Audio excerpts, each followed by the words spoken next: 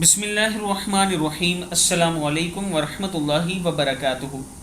عابد راضی چینل کی طرف سے آج میں اپنے دوستوں کو رسول اللہ صلی اللہ علیہ وآلہ وسلم کا ایک بہت ہی پیارا فرمان سناؤں گا۔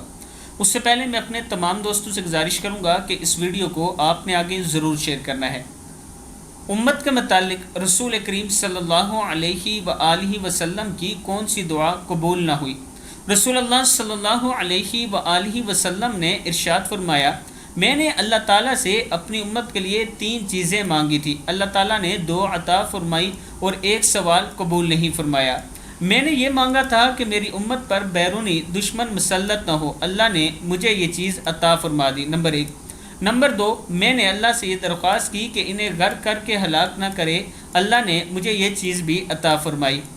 اور نمبر 3 پہ میں نے سوال کیا کہ امت میں خانہ جنگی نہ ہو، اللہ تعالیٰ نے میری یہ درخواست قبول نہیں فرمائی۔